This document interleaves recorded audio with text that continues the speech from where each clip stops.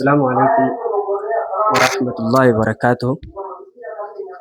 Har'a barnoota bareedaa tokko isiniif ibsuu dhufne. Inni kunis maali yoo jettan, akkuma beekamu namni hadhooftuu afur qabaa jechuudha. Akka barnoota aadaa keessatti ilmi namaa hadhooftuu afur qaba. Isii keessaa takkaffaan hadhooftuu damaawii jedhamtu ta dhiigaan wal qabattu jechuudha. Tan lammaffaa safraawii jedhamti. Tan sadaffaa ammoo sowdaawii jedhamti. Tan afuraffaa ammoo balgamiidha. Isiin hundinuu wallaansa adda addaa qaba jechuudha. Damaawiin ammoo ta takkaffaa ta'e suni ho'aa fi jiidhaadha jechuudha. Oowwaadhaa fi jiidhaadha. Safraawiin ammoo oowwaadhaa fi goggogaadha. Sowdaawiin ammoo qabbanaa'aa fi goggogaadha.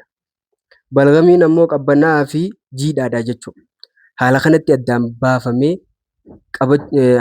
addaan baafamee namuu gartee hubachuun barbaachisaadha. Amma ta gartee sowdaawii jenneerraa hoggaanii fi ibsa bal'aa kenninu.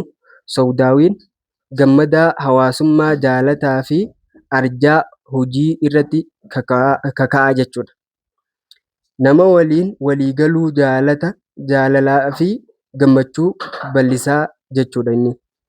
Amala akkanaa qabaa jechuudha.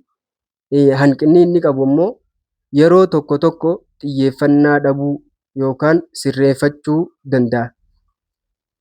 Amalli nama sowdaawii qabuu gartee damaawii qabuu kanaa jechuudha. Amalli lammaffaadhaa gartee safraawii jedhama. Ho'aa fi gogaa kan jenne kana. Jabaataa murannoo qaba, hoggansa jaalata, ariifataa jechuudha. Hojii xumuruuf ammoo kutannoo guddaa qaba. Dallansuu aarii fi obsa dhabuu danda'a. Ammoo sowdaawii ta'e sun qabbanaa'aa fi gogaa jenna. Yaada gadi fageenya qabu, of eeggataa, xiinxalaa jechuudha. Karoorfannaa gaarii fi hojii sirrii hojjechuu danda'a jechuudha namni kuni. Yaaddoo baay'ee fi of keessatti kuufachuu danda'a jechuudha. Yaada baay'ee yaaduu danda'a, of keessatti illee kuufachuu danda'a jechuudha. Tan afuraffaadhaa ta jenne balgamiidha. Balgamiin qabbanaa'aa fi jiidhaa jenna. Tasgabbaa'aa fi obsaa nagaa jaalataa jechuudha. Tasgabbaa'insa jaalata, obsa jaalataa jechuudha.